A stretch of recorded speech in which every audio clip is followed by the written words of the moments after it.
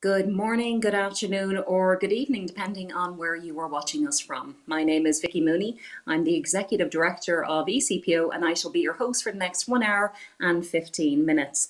Now, we're looking at obesity and women's health, as we know that we're aware that obesity is rising across our globe. It can have a profound impact on women's reproductive health. Hormones affect just about everything that goes on in our bodies. So who do we have in store to, I suppose, share their experience? We have, of course, Maureen Busby, who's going to take us through the patient journey. We will also chat to the powerhouse GP, husband and wife, that is Dr. Kiva Hartley and her husband, Dr. Michael Crotty. We have two guest panels for you this evening, and as well as that, we'll be answering your questions, your comments, and sharing your thoughts if you get in touch with us. Now, how do you get in touch? You can hop onto any of our social media channels using the hashtag ECPO Patient Lounge. Once you use that hashtag, we will pop it up on screen. Our comms team will take it and we'll see if our panel can answer your questions. We are recording this event and we want to say a huge thank you to our sponsors, Novo Nordisk and EASO, for helping us out and making sure we could bring this to you. So let's get to it. Let me introduce you to Maureen Busby. Now, Maureen is an absolute delight. She is a passionate and powerful advocate for PCOS and obesity. She comes from Belfast, Northern Ireland. She is a married mum to many fur babies. Don't be surprised if her cat makes an appearance. Let's delve into and see what Maureen had to say earlier when we chat with her.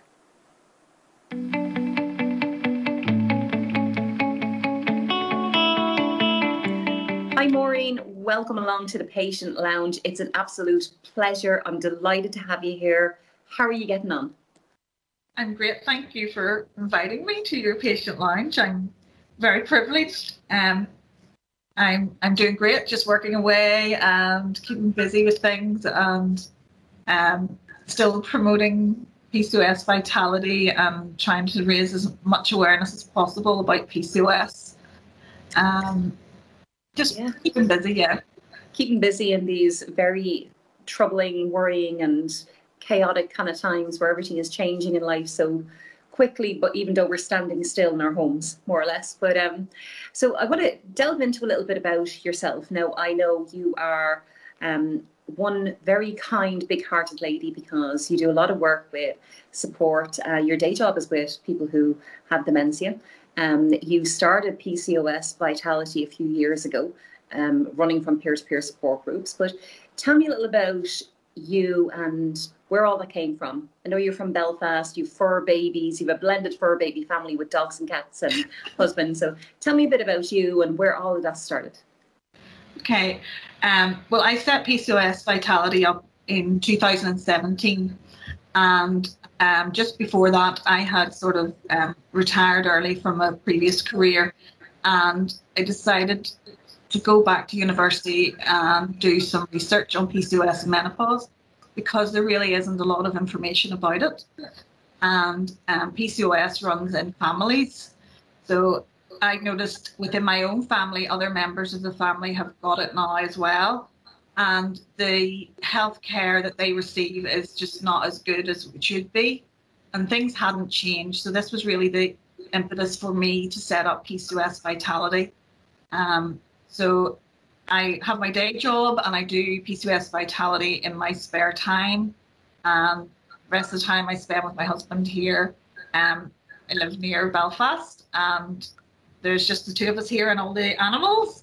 And so, you know, I keep very busy, but I'm very passionate about sort of improving care for women with PCOS and supporting them and, you know, really putting people first in everything that I do, including working with people with dementia.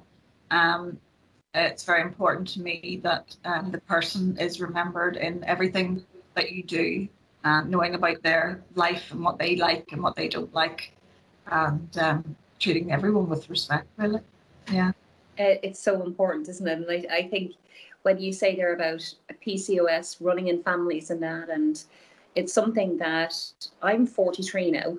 fully blown menopausal and having hot flushes everywhere. The tissue is here because I've been fogging up my glasses and everything.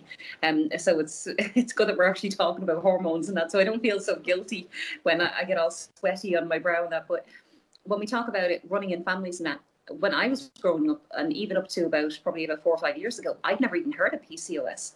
It wasn't talked about. I knew that when I hit puberty, I got periods, and I didn't understand why I was in foul mood or what was happening with my body. But for yourself, how did you kind of get to that stage of understanding what it was and that you were probably struggling with this? Yeah, well, my symptoms really started to develop. It would have been in my early 20s, and I would have noticed a rapid weight gain. And there were other symptoms as well, like acne and things like that. But it was sort of piecing it all together. And I diagnosed myself by reading it in a book in Waterstones, because it was quite taboo. And, in our family, we didn't talk about things, like periods and menstruation. And it was all very, and, menopause. I can remember asking my own mother, what age were you when you had your menopause? And she was very dismissive and just said, I was far too busy to have a menopause and things like that. And so sorry, you just someone's just come in and interrupted me. You're okay, because I'll be able to edit them out. I've lost my flow there. What was I saying? Right, okay, so there was a real stigma surrounding menopause and things like that. So it wasn't really talked about.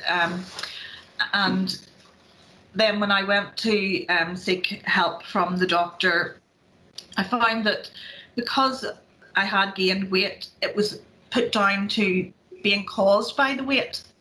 And I was trying to say, but I haven't had a problem with my weight until now. And I mean, I was very active, and I did eat healthily. All our food was home cooked and things like that. But for me, when it really had a big impact was when I started to get really heavy bleeding. And there was a stage in my life where I actually, all the health campaigns tell you to go and seek help if you are experiencing heavy bleeding, and it might be cancer. And so, I'm like, what is going on with my body? I didn't know. And I went to see a gynaecologist, and it was in the Royal Victoria Hospital in Belfast. And I had to go to the 9th floor. And I went in and I sat down and I got scanned, and then I came out, and he was sitting on with his book with my weight, and he was circling it, my weight. And it was like, how did you get here? He asked. And I said, well, I came on the bus. And totally naively, I really didn't expect this. And he said, no, how did you get here to the 9th floor? And I said, well, I got the lift like everyone else. And it was a case of, well, you're a very young woman, you should not be this weight.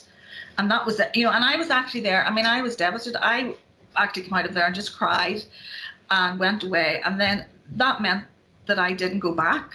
I disengaged with healthcare, and that is not what we want women to be doing, especially if you have PCOS, because it is lifelong, and, you want to have a good partnership with your healthcare professionals. So I stopped going for a long, long time, and just tried to manage everything myself. And then last year again, then I assume it's perimenopause. If with women with PCOS, we would experience menopause later than non-PCOS women. So I had same problem again, heavy bleeding, and on my way to theatre, the gynecologist decided to tell me that it was my obesity was causing the vascularization of my womb lining. And I'm like, really? And what do you want me to do about that right now? Because, what is the point in blaming people for their own illnesses? There's just no logic. I just couldn't believe the logic of it. So I've lost faith in a lot of doctors and healthcare professionals, and there's a lot of misinformation surrounding PCOS. It's not very well understood, and people do feel blamed for their weight gain. And, you know, it's really unfair. And at the same time, there's not a lot of options for treatments. Yeah. You know, and then there's also the stigma. If you want treatment, there's a certain degree of stigma that you shouldn't want it. But, you know, I sort of say, you know, live your life for you, not for other people, you know. So that to me is, you know, how it's impacted my life, just in sort of, it's affected my self-esteem a lot, I would say. It damages it. It damages it, and then the experiences within healthcare compound those feelings of, you know, and I mean, you end up then, you do the work of others, you end up nearly bullying yourself, you know, and saying, you know, well, this is my fault. It's that internalized stigma, isn't it? Yeah. Because it goes into your head, and you're listening to somebody that you assume has had all of the training in their profession, and understands the female hormones and obesity and the causes and the genetics and everything else. Mm-hmm. And then you get that real slap in the face, you know, and whether it's hormones or whether, as you said earlier, your arm is hanging off, you know, they say, oh, it's your obesity, you know. And I think it goes a long way to show how much education we need, not only as society as a whole, but for our healthcare providers that aren't as clued in and haven't had the training.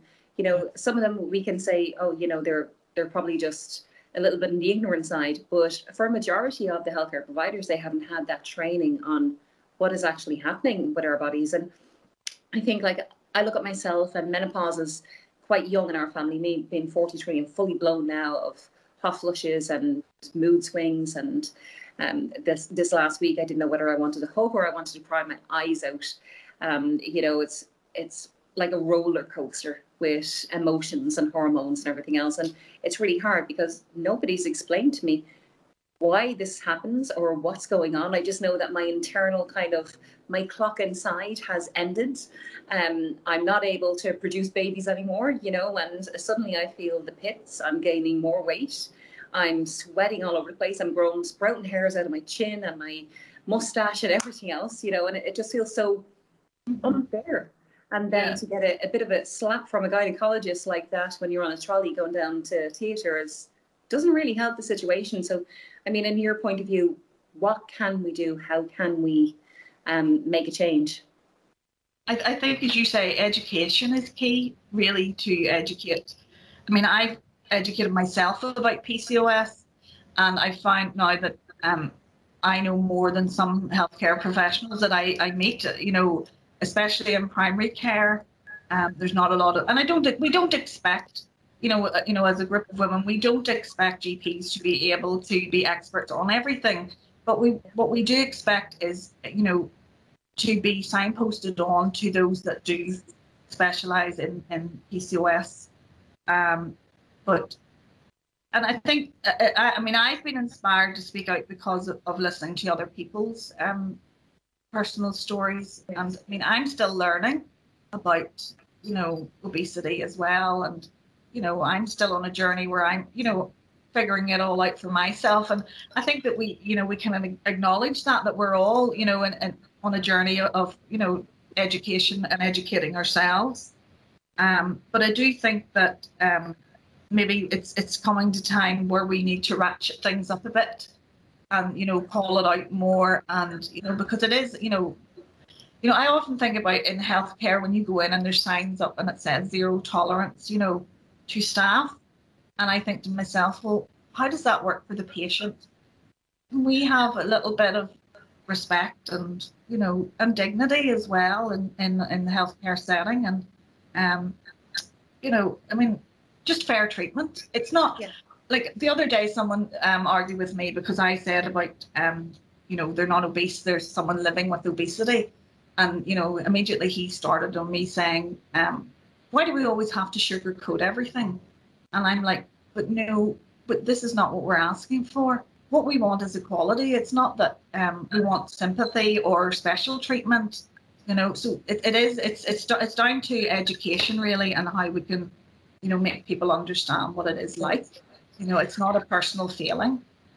I think this brings it back to something I read not so long ago, that like at the end of the day, we are women, we are people, and we have a basic human right to the same amount of treatment and respect and dignity. And especially now that we know that obesity has been recognized as a disease. I know my obesity is genetic, along with a whole other set of factors. And you chuck in on top of that challenges with women's health, whether it's PCOS, whether it's something gynecological, whether it's menopause. And do we not deserve even more respect and empathy from our healthcare provider when we finally have the courage to open up that conversation and say, I'm really struggling here. I feel like throwing myself off a cliff this week with my hormones, with my weight. I don't understand what's going on. It's taboo to speak about it. You know, the women in the family don't want to talk about when they had menopause or what it was like for them. And, you know, I'm not particularly proud of the fact that I have to pluck hairs from my chin and things aren't going in my body the way they used to go 10 years ago. But why can't we have that respect in that conversation? And I think we have to bring it back to that, right? And when you started PCOS Vitality, it was what, 2017, and you started up because you said that peer-to-peer support was really important. And that has really grown now. Tell us a bit about that community and what's there. Yeah, well, I actually did an interview last week, and we've had an influx of another 350 women who have it. And, you know, and I'm like, this is crazy. You know, why are so many? Now, I know it affects 1 in 5 women. A lot of women probably don't know they have it. And the problem too is in the past, it's always been treated like a reproductive disorder, but it goes beyond that. And it affects your psychology, it affects your metabolism, everything. And because it was always considered sort of to do with fertility only, sort of across the lifespan, it's been neglected. I mean, you're saying there about menopause, and there's a big drive at the moment in social media and everywhere about menopause. There's lots of menopause specialists coming out and lots of articles and things about menopause. But menopause is usually for a fixed time period. Yeah. And PCOS, and it causes all that disruption that we know of now. And PCOS is lifelong. So you imagine what it's like to live with PCOS. You know, it's been completely neglected. And what we are trying to do is sort of, well, we're supporting each other, but to try and maybe, you know, let people see what it is really like. But it is a very stigmatized condition because of the effect too on your body image. Because women you can grow a full beard. Some women grow their hair, others remove it. You know, some people have very severe acne all over their bodies, and you know, to varying degrees. You know, people experience some severe symptoms, others less so. So it is embarrassing for some young women to maybe, you know, to talk about as well. We have to bear that in mind. But yeah, it's just awareness. Yeah. Building that awareness is so important. I think even more so in the climate we're in the last probably 10 years with social media. I think of my daughter who has autism, and she's coming up to 14 now. And she's wearing funky clothes, and every pair of trousers she has and jeans are now ripped to shreds, you know, and I'm trying to make sure her bum cheeks are still in her jeans and not hanging out kind of thing, because she wants to be young and funky and cool. But when I talk to her about, you know, periods and things like that, she gets so clammed up.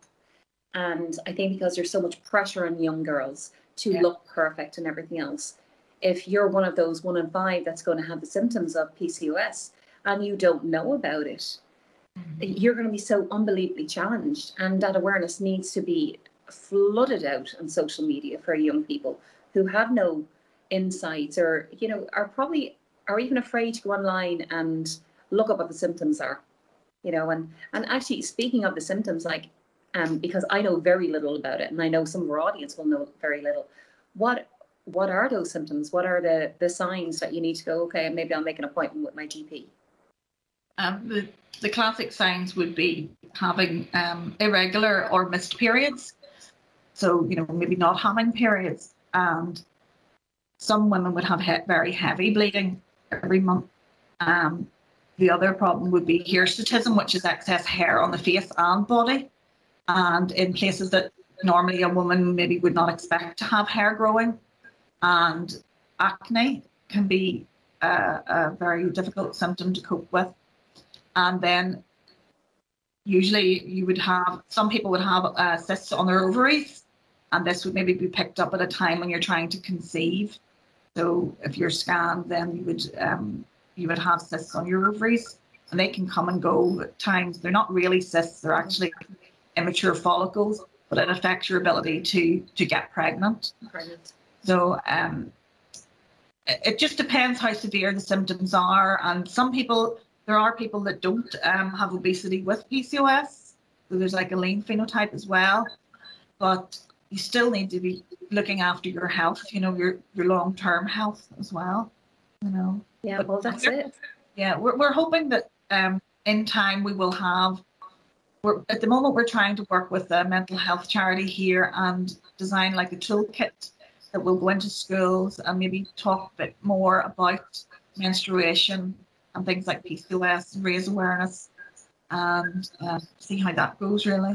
But because when you think about that, raising that awareness, I love the idea of children in school learning about everything from women's health to, men's mental health, so that it's a shared learning and understanding, because it's so important that the guys understand all of these challenges too, because at the end of the day, you're going to end up in a relationship, if not with a man, with a woman who's going to have all of these challenges, whether it is PCOS or whether later in life they get menopause.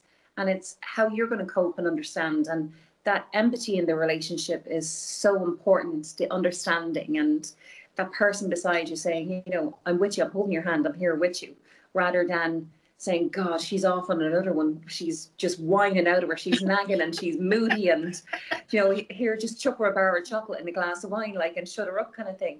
But to understand how challenging that is. And I know you're married, and how has your partner been? I'd say he's very understanding, considering everything you do. Yes, he threw a bar of chocolate at you. Yeah, I was going to say he's a real caveman, but no, he's.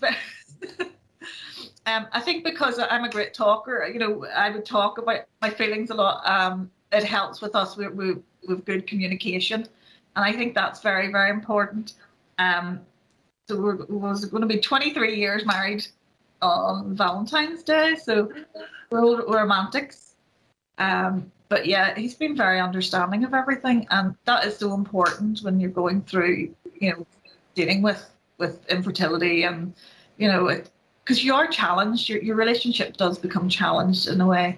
We've really stuck by each other, but we do that generally, on a day-to-day basis. No matter what we're doing, we always support one another.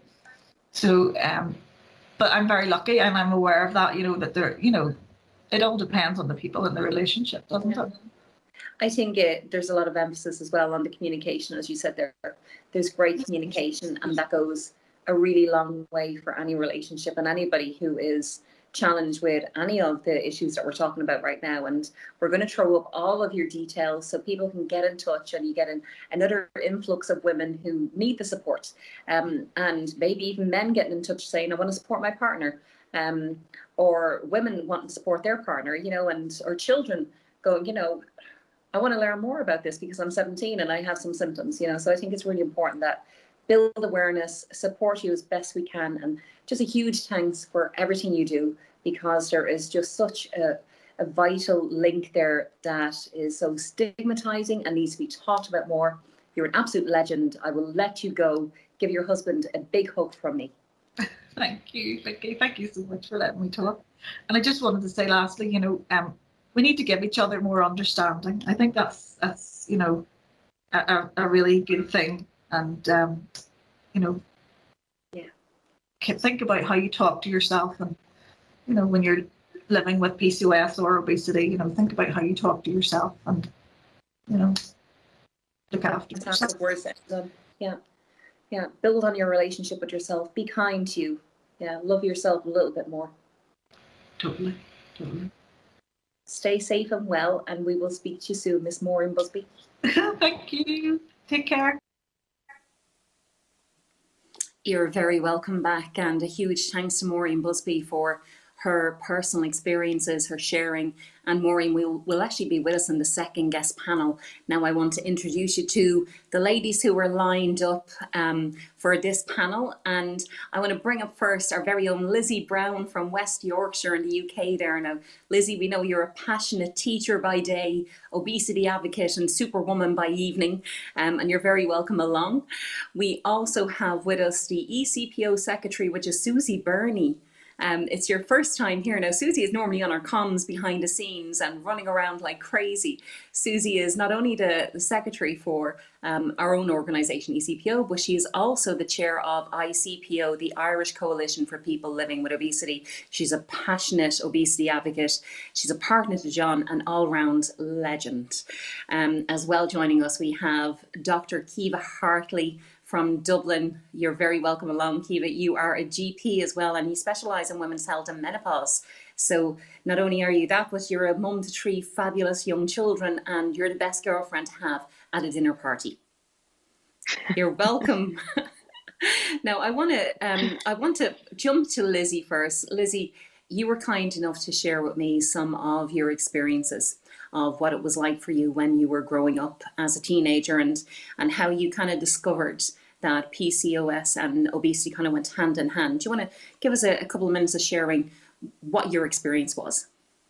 Yeah, absolutely. So I was diagnosed at 17. It was just before my A-levels, actually.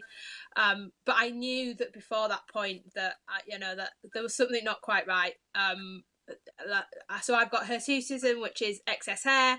My arms, so my forearms are very sort of hairy and things like that. And that sort of stuck with me as a young child, sort of that being very different from other people sort of surrounding me. And then with my weight, so I've also, so I have obesity as well. So I went 13 stone at 13, 14 at 14, and it carried on. I got to about 18 stone, sort of 18, 19 stone. And sort of went, I can't carry on like this. My periods have been sort of, could be hit and miss. So some of them sometimes, as Maureen said in her interview, it's like, irregular periods are really common with PCOS, and that was something that I experienced. And so realistically went to the GP to get the pill, because I didn't want, because of course that's how life goes. My period was due around the time of my A-levels, and didn't want to be in that sort of situation. So and went on contraception, and so that was sort of like the start of my diagnosis journey, really. And then going forward, I was at university and I went down to see an endocrinologist, and he just sort of confirmed realistically and checked that it wasn't anything else, which is something really important to do if you're suspecting that you've got PCOS. Make sure that it's not something else, because otherwise you could go down that route of suspecting you've got PCOS, and then realistically it turns out that you could have had hyperthyroidism, which is a low thyroid, which is another hormone that's really important in health. And so that's something that like he checked, but then sort of, and I suppose again links with Maureen, he basically told me to go away and lose weight and come back when I wanted children. And so again got really sort of disengaged with sort of medical professionals, and just sort of went, well fine then. Yeah, I think isn't there that real challenge with PCOS and infertility? And I want to go to Susie, because I know when it comes to, having children when you have PCOS, and, there is that conversation, Susie, around whether or not you want to have children as well. And that's something that you and I have talked about. And it's a real sensitive topic, isn't it? Because yourself, you don't have any children either, and that was by choice as well.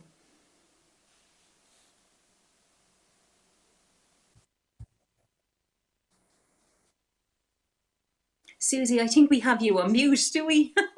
We have you on mute. It's like the 2021. You're on mute.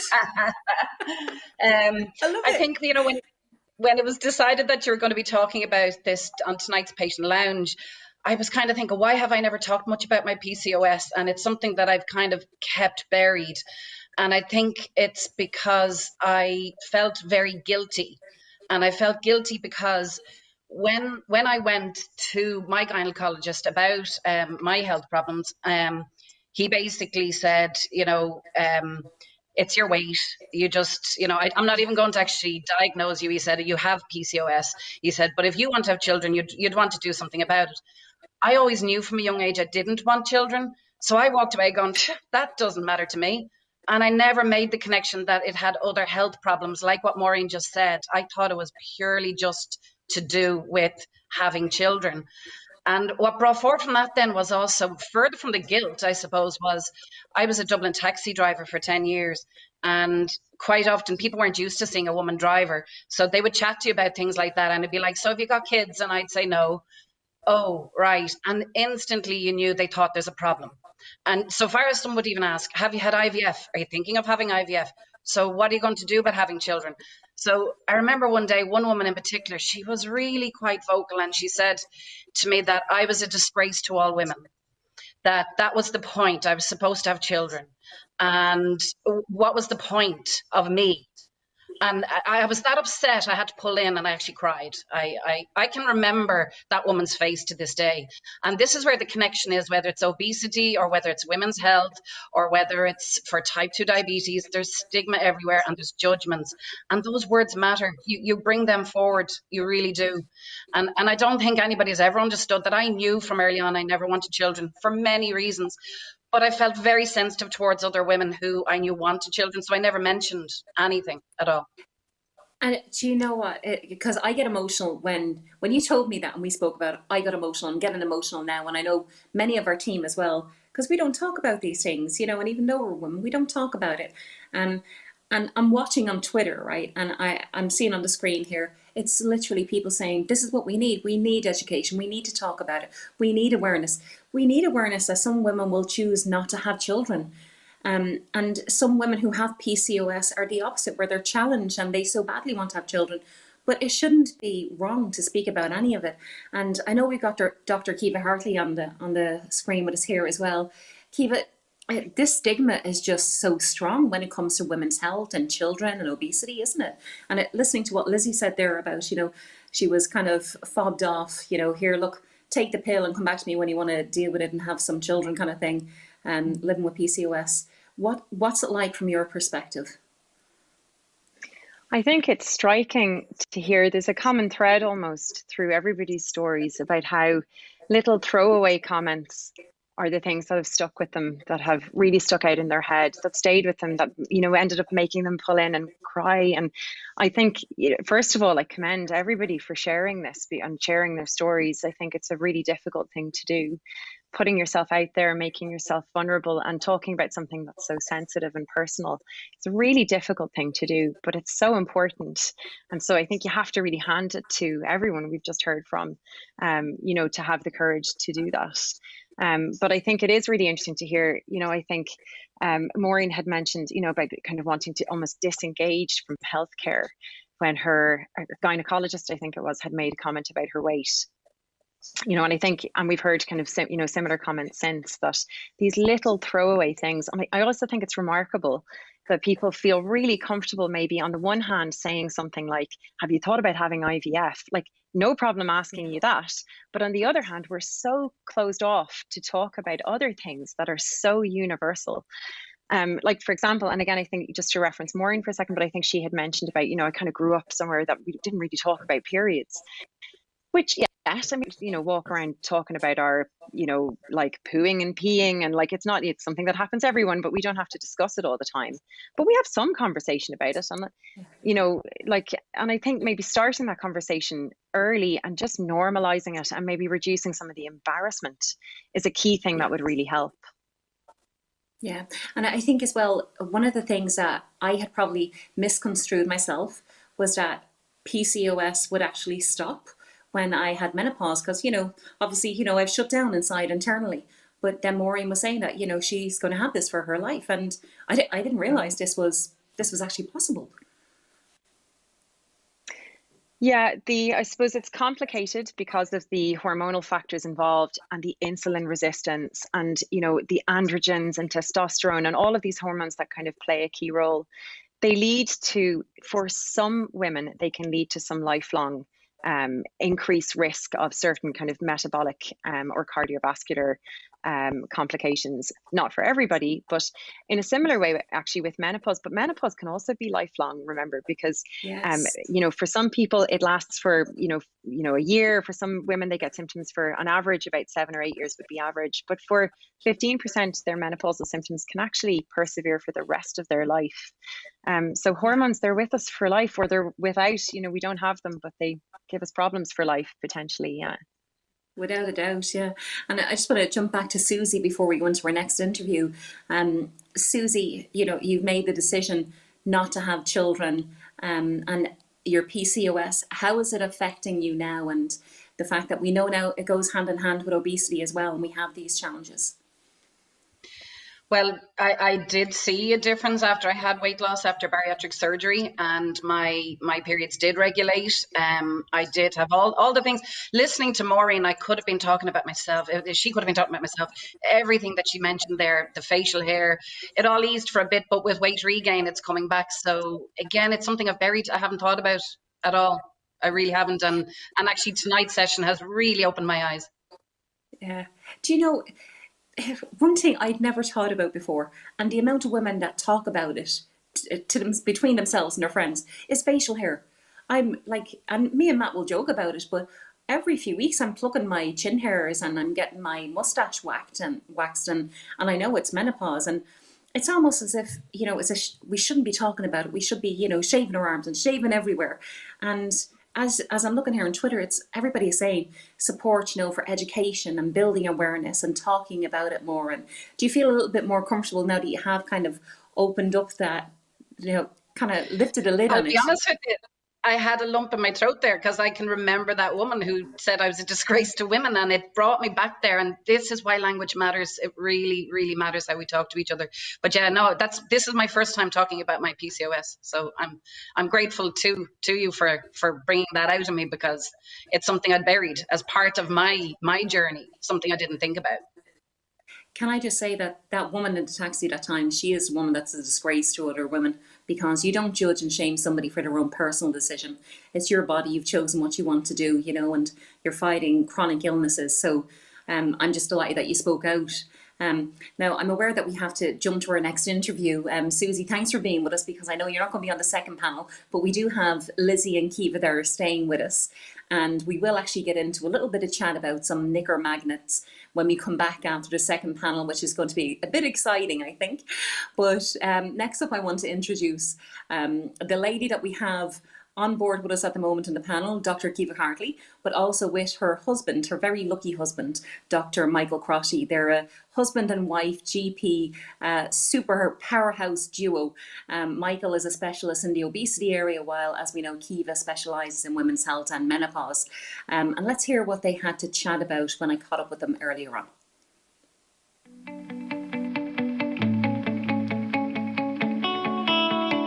Welcome, Kiva and Mick. It's an honour to have you both here. I love the fact that we have a couple that are doctors and smiling, given the current circumstances. And we have your pooch on the couch. You're very welcome along. Thanks. Great to be here. Thanks very much. Yeah. So I want to kick off with yourself, Kiva, because menopause is something that's sadly very close to my heart at the moment, and this is where your specialty lies. And we talk about obesity and menopause, and what is, I suppose, that common challenge for women in menopause. I think there's many challenges for women in general, but especially women as they go through menopause. The average age of menopause in Ireland anyway is somewhere around the age of 51. And I think one of the challenges as women go through menopause is dealing with a lot of the other struggles that are going on potentially in their life. It's a really busy time for women, because that whole concept of a sandwich generation, you're kind of, you're often dealing with maybe elderly parents or aging parents. You're often, in work potentially and juggling all the challenges of work. You've kids that are in school possibly. And so there's many sort of different social stressors and life stressors that are happening. And in the midst of all of that, then you get these hormonal changes that lead to physical, emotional, psychological changes as well. And so it can be a challenge just to juggle all of that. And then another challenge would be just getting the right information and knowing where to go. Yeah, I think, isn't it a lack of information, and there's a lot of misinformation out there as well, because even myself going into perimenopause, I barely even spoke to my own doctor about it. I think I was a little bit kind of disjointed in the fact that my periods were shutting down. I felt like my internal engine was giving up on me, and I was moody, and I almost wanted Matt to just, open the door, chuck a bar of chocolate in at me and leave me to have my little cry kind of thing, So there's a lot of misinformation. What's kind of like that common misinformation that you would say is out there? I think perimenopause in particular actually is poorly understood. I don't think it's something we really talk about. A lot of women might know that, okay, my periods are going to stop, and then that's a year after that, that's when you really become postmenopausal and you're considered to be menopausal, and your production of these hormones has stopped at that point. But perimenopause is something that is poorly understood and poorly talked about. And I think people maybe think like that the misinformation that's there is that, well, first of all, everyone goes through it and it's the same for everybody. So that's not true. It's totally individual. Maybe they think, there's nothing that can be done about it, and that's not true either. There's many different sort of just misunderstandings of, in particular, I find perimenopause is poorly understood. Vic, when we talk about obesity and menopause, you're kind of like throwing it all into that pot of a little bit of chaos. So what's kind of those contributing factors then for people like patients like myself, really, I suppose? Yeah, I think it can be a very challenging time. As Kiva said, there's lots going on. It's very busy. We know that, I suppose, from two fronts, kind of weight can be an issue. One is weight gain, and it's very, very variable, very individual. The same way as weight is, for people, prior to menopause. But some women will not have much of an issue at all. Other women will have a very significant kind of change in their weight, and there's lots of factors that kind of are at play with that. We know that as the levels of estrogen come down, we know that kind of a woman's muscle mass reduces, their bone mass reduces. Some of that is replaced with kind of adipose tissue or fatty tissue. So there's a change in kind of body composition. And with the kind of fall in muscle mass, we know then, less muscle, we're using less energy. So our energy expenditure is reducing.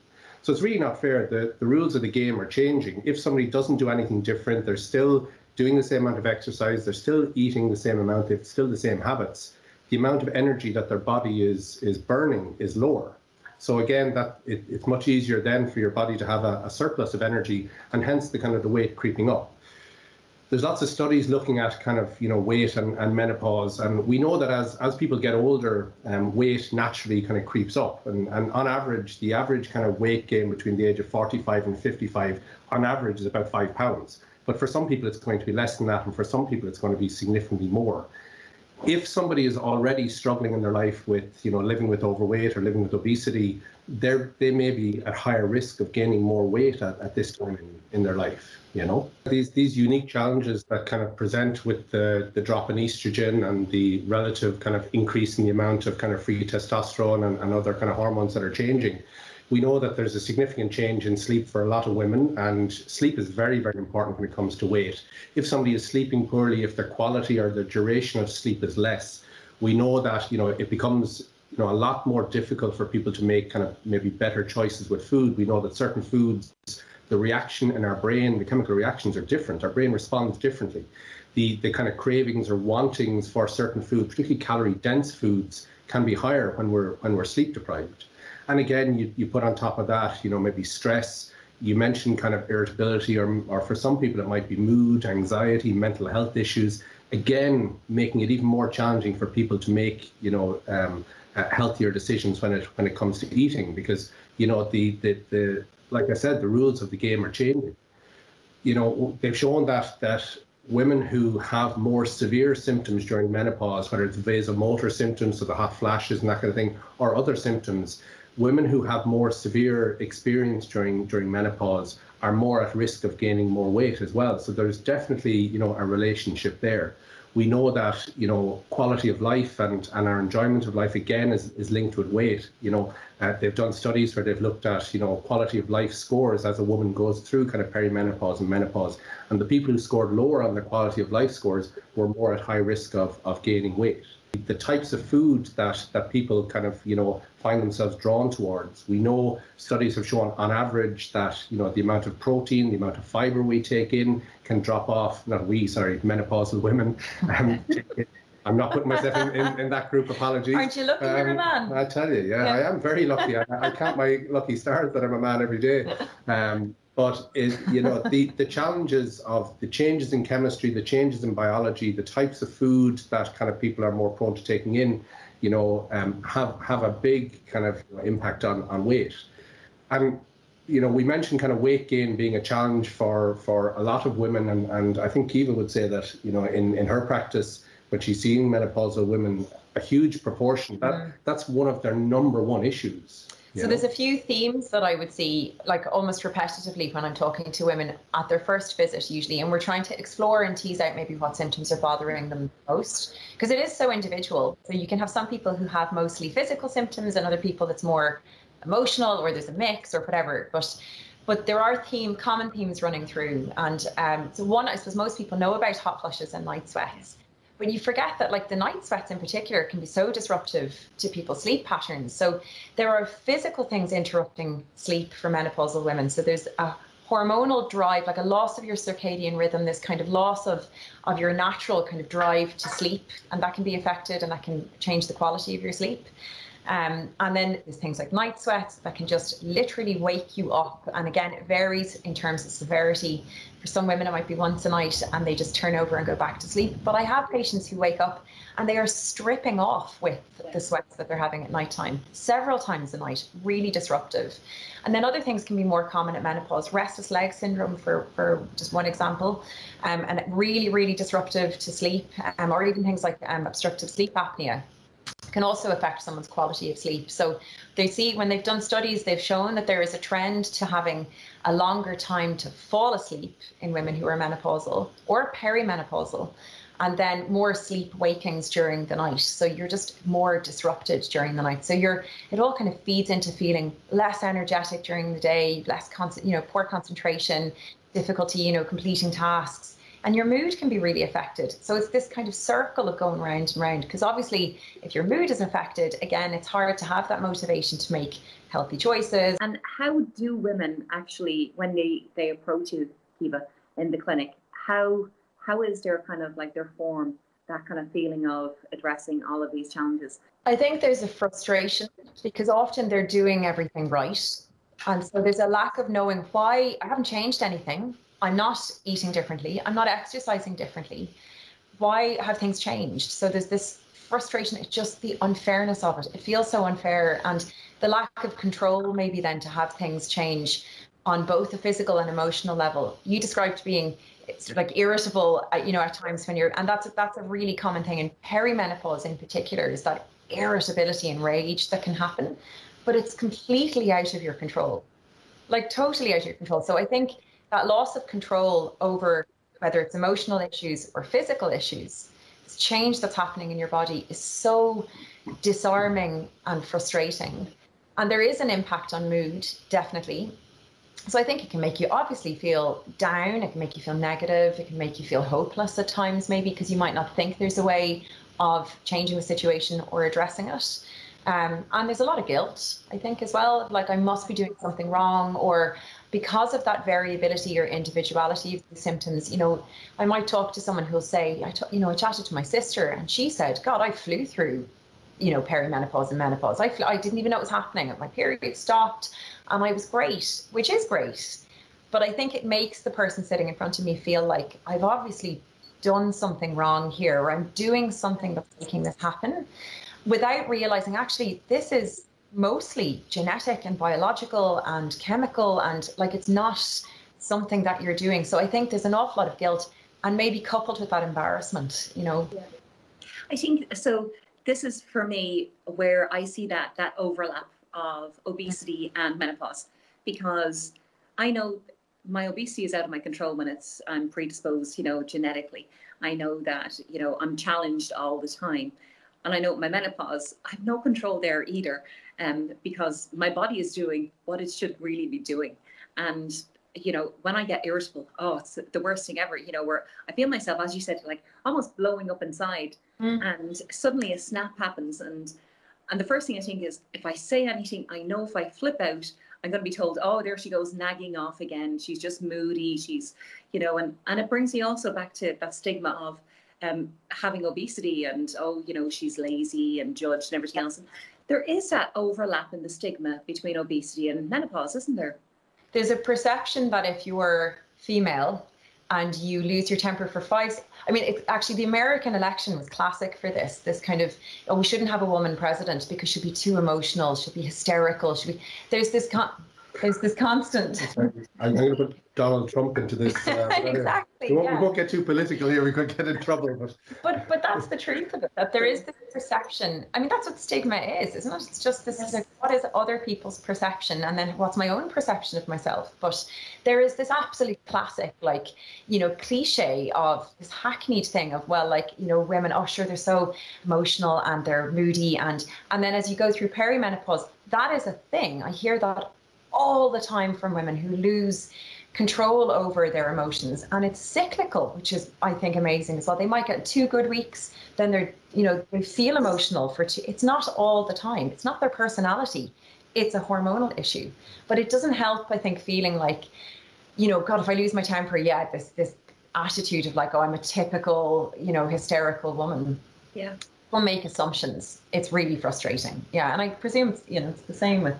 And pretty much everything I was listening to there, if you remove menopause and you put weight into each of those sentences, like, I'm just taking off my head everything Kiva's chatted about being like applicable to weight as well. You know, the assumptions that are made about people, about, you know, their eating habits or their physical activity or you know, their motivation, which is rubbish. Like, this is, again, biological, it's genetic, large environmental influence, but like everything you've said, again, you know, rings true for weight as well. And just going back to something you mentioned, Vicky, about the frustration of women that kind of, you know, things are changing. We mentioned kind of the weight gain that may be associated with menopause. There's also the change in composition of the body, but also distribution of weight. And, you know, we know that with the changes in hormones, the reduction in estrogen, like, women's body shapes do change after menopause. That, you know, there's less inclined to carry weight around kind of the lower body, much more inclined for weight to be distributed around the tummy, around the waist. And, you know, midlife for women, you know, is a very important part as far as kind of maintaining health long term. And I think, like, you would speak to a lot of... It gets lost in the mix, I think, a lot. Again, we get so bogged down with kind of the stigma and perceptions of, you know, what women are going through as they go through menopause and the impact it has on how they feel about themselves and their aging and all of that. And we lose sight maybe as well of just the long-term issues that, like, well, the loss of those hormones can certainly give you a lot of symptoms at the time, but it can also lead to an increased risk of cardiovascular disease, for example, and the bone density loss is huge. Like, osteoporosis is so under-recognised for what it is, you know, and for the health impact it has on our health system, and, you know, and for women in general, it's a huge issue. And there are 2 things that really change. Your risk of those things changed at the time of menopause. I feel we kind of owe it to ourselves to go in and do something about that, you know, and talk about it more. Gosh, yeah. When I think back to Maureen's interview, right, just earlier, so Maureen said that when she asked her mum, what was it like for her going through menopause, her mum replied, I was too busy to actually even kind of notice, you know, and it's that kind of stereotypical thing of it's not talked about, it's not discussed, we're not informed. Just like, I suppose, the average person doesn't know about, you know, all of the different factors on obesity. I find it's the same with any kind of gynecological problem with women and that. And I think when we go down even the road of like loss of sexual appetite and that kind of thing, and that weighs terribly on women's minds, but it's not talked about in menopause. And how are those challenges? Because I know when I've gained weight and I'm in menopause and I'm not feeling as sexy as I was when I was like 10 years younger, and my libido has just dropped down. And you're kind of constantly aware that doesn't happen to men, you know, that's not happening to them, you know. There's almost, I feel like if they've kind of made a decision to come in and I'm chatting to them and we're exploring their symptoms, there's almost this kind of embarrassed at the end of the consultation, they'll throw in, oh, and by the way, you know, my libido, and I have to sort of explain to people, this is in that you kind of pick out those really common threads that run through most consultations. This is up there. Like, you know, 90% of women I speak to will have had an issue or are having an issue with sex drive and feel like my interest in it has lost.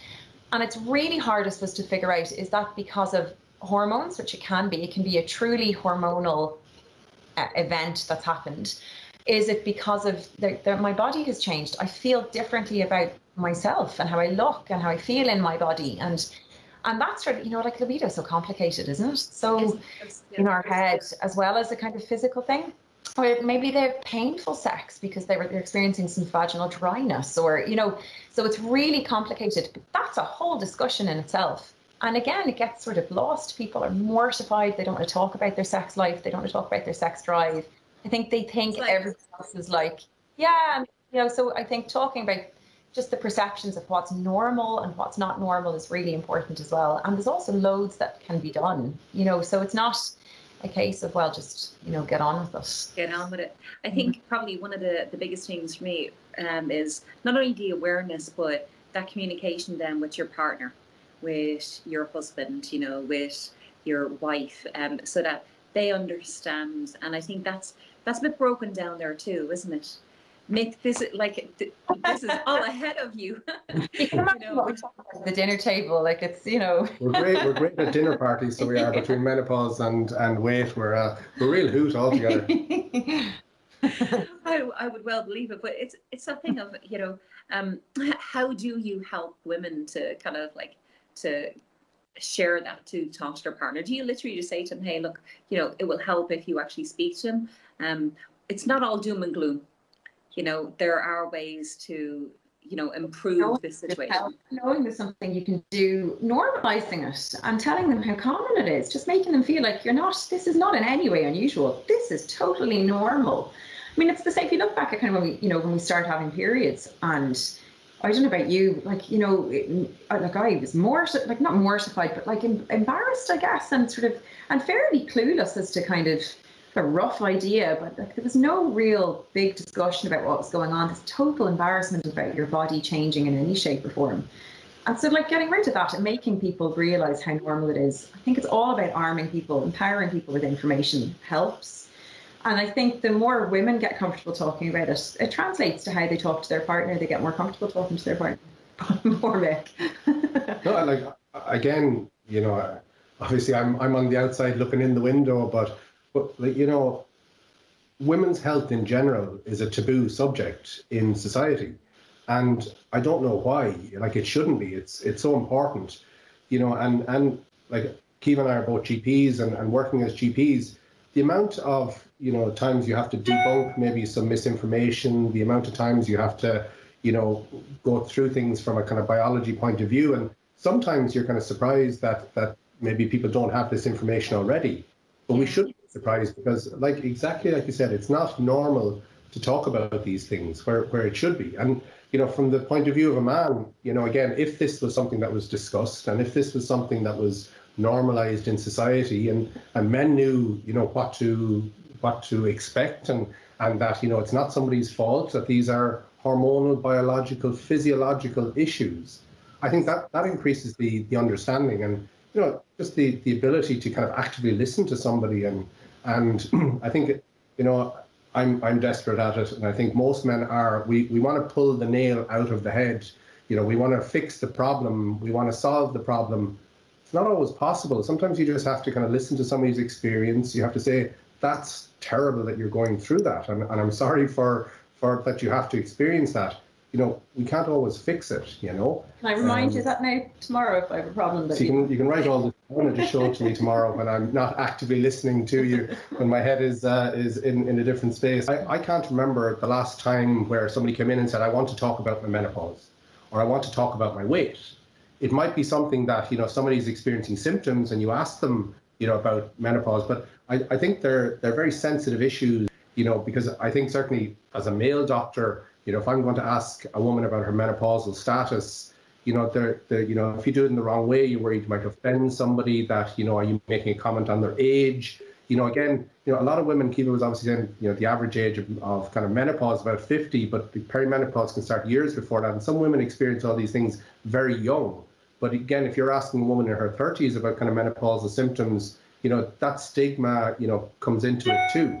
So I think, talking about these things, doctors treating them as the medical conditions that they are is so important, but it's opening the kind of conversation. And I'd urge anybody who's struggling with symptoms, to make a specific appointment with their doctor to talk about it, you know, to share their experience. And, you know, Kiva mentioned the kind of the variability of symptoms that kind of people have and the interperson kind of, you know, differences. I think some people are kind of worried to talk about things because they feel they're the only one going through this, you know, and they're worried maybe that somebody else won't kind of have the same experience as them, and there's that kind of shame. And, you know, again, we could interchange the words weight and menopause here, or women's health, very, very easily, you know. Without a doubt. Do you know, it's been an absolute pleasure listening to you both. I would love to sit and just yap about it, but we have to go back to the panel. I know Kiva's on the panel. I just want to actually, being the lady, give you the last kind of word. I agree with what Mick was saying about, you know, dedicating a consultation to talking about that, just that one topic, and not sort of going in about something else and then deciding, you know, throw it in there at the end, because it actually deserves the time. And I think maybe like it's on us a little bit to maybe as well as try and debunk some of the myths that exist about weight and about menopause and about the treatment options that are available. Without a doubt. Thank you so much, both. We'll jump back to the panel, and it's great to have you on board. Absolutely great to have you on board. It's a pleasure. Guys. Thanks very much, Vicky. Appreciate it. And you're very welcome back. A huge thank you to Dr. Michael Crotty, and of course we have his beautiful wife, Kiva, the very lucky man he is. We've Kiva with us. Now joining us on our panel is Maureen Busby from our very first interview. Maureen, you're very welcome along. It's great to have you here, lady. Now, I just want to address something that actually popped up. So I've been watching the Twitter feed, been watching what people are talking about, and actually we've had more interaction on this patient lounge than we've ever actually had. People saying that, you know, why aren't we talking about this all the time? This is something that affects us all, our sisters, our mothers, our children, you know. And actually, one of the ladies popped out, which is that Audrey said, you know, Davy just turned to me and said, that lady sounds like she's talking about you. And, you know, does she go to her GP or what does she do? And Kiva, you had said how important it is to dedicate that conversation, right, to perimenopause, PCOS. And what would your advice be to, how do you just open that conversation with your doctor in, say, 30 seconds? Do you just jump in there and say, I need to talk about this? I think having a clear idea before you go in of what you want to talk about would help. So maybe, first of all, dedicate a consultation. And we'd kind of alluded to this, that going in about something else and then sort of shoehorning it, that's an expression, it's not shoehorning it into the consultation at the end. You're not doing yourself any, like you're not giving it that kind of time that it deserves. So going in and saying, I'm actually going to go in and talk about this particular topic. And I would put it out on the table. I mean, we do not enough pussyfooting around in general. I would say, look, I'm here to talk about, you know, I have concerns about my hormones, my periods are doing whatever they're doing, and this is what I want to talk about. I would just put it out on the table and maybe pick the top kind of 3 or 4 things that are really bothering you and prioritize them. Yeah, it's getting to those things that are troubling you. And I think as we had talked to Maureen at the very beginning, and as we look at Lizzie, like, and your own experiences as well. Lizzie, can I ask how difficult you found it to actually open up? Or did you find it was easier with a certain GP, or do you find it easier even to talk to your mum maybe about challenges like this? I think definitely it has made a difference in terms of talking to, creating that relationship with your GP. Sort of, I'm very lucky that I've had, throughout while I've lived here, the same GP. I changed when I went to university, and actually, to be really fair, he was a lovely man at university and he was really, really helpful. So in a way, I've been quite lucky, but I do definitely sort of pick and choose who I go and see at my current GP. I know that there's one GP there, she's a functional medicine practitioner part-time, and so I can go to her and sort of say, you know, like, so again, like has already been said, you know, I've got like a notebook, and I'll note things down, sort of specific symptoms that I'm not happy with and things like that, and I'll go and I'll sort of say, look, this is what I'm experiencing right now, and so then she's quite good at saying, well, you know, it could be this, what have you thought about this? Or, you know, I'm very much a case of almost looking after my own sort of healthcare, and then sort of saying, you know, this is my list of symptoms. is there anything that I need to be specifically, you know, and almost advocating for myself in a way, because as much as, you know, our NHS is absolutely brilliant, but, you know, you can't expect people to know everything about every single one of their patients, especially when you live in a massive urban area where, you know, each GP is having to see, you know, thousands of people every single year. So I think that's probably a really important thing. And in terms of family as well, it'd be really difficult, you know, having that conversation. My mum's always that she's been very good. So yeah. Do you know, I think when you said there the trusted relationship with your GP is so important. My daughter just tried to run out of the bedroom there. She thought we were finished. But anyway, speaking on children, but having that trusted conversation, building that relationship with them is so important. I want Kiva as my GP. I want Kiva to move to Lanzarote because I love how she has normalised this conversation. It's popping up all over Twitter. Kiva, I have Alina here saying that she realised that she's experienced a lot of symptoms and they're unusually linked to kind of menopause, so she's not there yet. Type 1 diabetes, insulin resistance, sleep apnea. It's already making it hard for her. And talking about this makes her feel normal. And I think that's something that, Maureen, you do with your support groups and PCOS Vitality, right? You bring those women in and it's normal to talk like freely like this. And as Kiva said, not pussyfoot around and, you know, talk about our bodies. You know, and how do you get on with those peer-to-peer support groups, Maureen? Yes, well, we would encourage women to really be an advocate for themselves, as Lizzie would say, and but we would discuss things openly, and we would always say about, you know, using, you know, the correct terms for our bodies and things like that, because we would find that a lot of times people are using incorrect terms. You know, people talk about vaginal dryness, they talk about down there as opposed to mentioning their vulva even, you know, it's a taboo. And I mean, even your talk there in the video about sexual health and libido, you know, these are all very important parts of your mental health, you know, as well as your physical health. So you should be able to be open and honest with your doctor. And we would encourage people to, as Lizzie says, keep a note of any questions. On our website, we have a question prompt list that people can download, and you can actually take it with you to your doctor, and it covers all the different life stages. And just trying to open up the conversation on women's health more generally, that it is normal. Some people have been made to feel that it's imagined, you know, that it's all in their mind. This harks back to the old idea of hysteria, you know, hysterical women and things like this. But and knowing you're normal is so important, and especially for PCOS, we always like people to be aware about their periods because it is a vital sign, and we would be at an increased risk of womb cancer. So coming around the perimenopausal time, you know, when there are changes, you need to be aware of this. And if there are any abnormal bleeding, you may need to speak to your doctor. So, you know, don't hesitate to go and get things checked. Generally just, you know, opening up the conversation more. And, you know, we say that there's nothing taboo in our groups, that you can ask anything. And I think that helps because, you know, I think being in an online setting as well, it can help people to open up a bit more as well. Yeah, without a doubt. This conversation, I think, is just peel back some layers of the onion almost for many women to get kind of like the root of all of these things that have been going on in their bodies. However, they probably haven't addressed them with their GP or their partner, you know, and I think, Kiva, when we actually look at how women have been, I suppose, desperately trying to avoid maybe HRT, and they're fueling this bizarre industry of various treatments such as breast pillows, I've seen, exotic herbs, and the knicker magnet. That one. I'm sitting here wondering, when is she going to get to knicker magnets? Like, when are we actually going to talk about the knicker?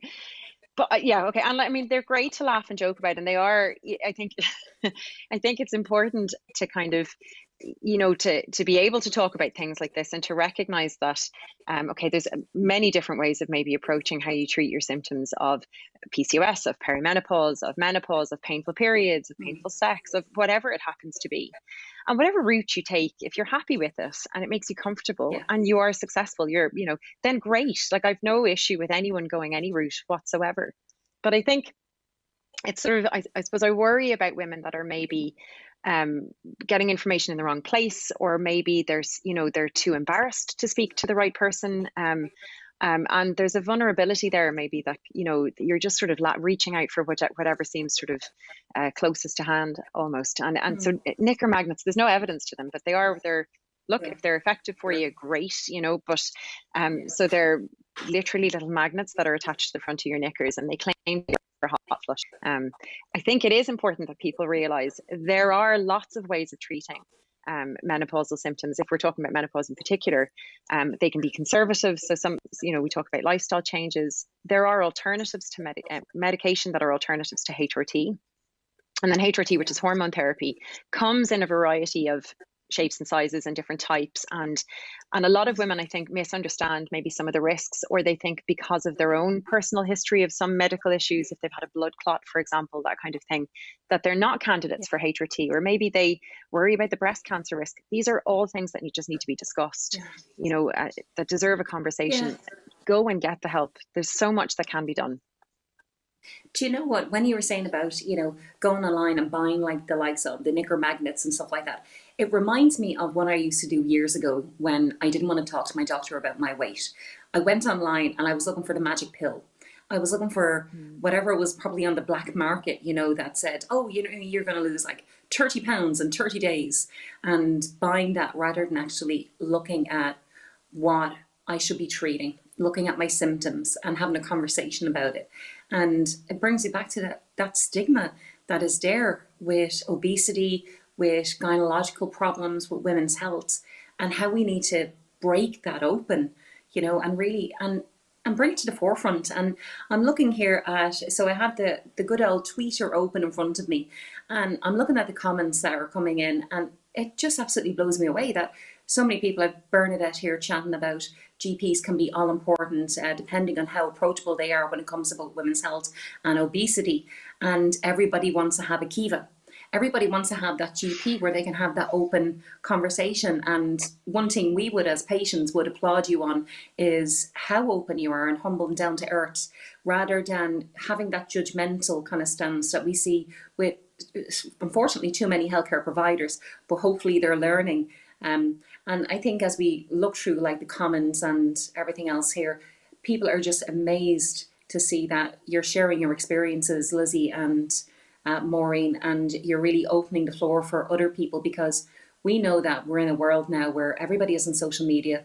My daughter is 14. I'm terrified of, you know, all this cropping of pictures and sucking your face in and making you look skinnier but not feel skinnier, and avoiding talking about things like, you know, an inverted nipple or something like that, you know, and let's open up the conversation. So I really want to just thank you all for being here, for being legends, for sharing. The conversation, I have a funny feeling, will go on all evening on social media. So there's lots for you to catch up on there. But a huge thanks to you for sharing and for being here with us. So that's pretty much for us. For tonight, we're up at 7:15 almost, 8:15 if you're watching Central European time. So if you want to watch us back, we will have this online hopefully tomorrow if our fantastic team at Productions Bureau can get it loaded up for us. A humongous thank you to our sponsors, Novo Nordisk and EASO, for making this possible for us. Also to the Fan Dabidozi comms team behind the scenes from ECPO, who are just tremendous. Stay safe, stay distanced, and we will see you on the next episode, which is the 3rd of March for World Obesity Day. Adios.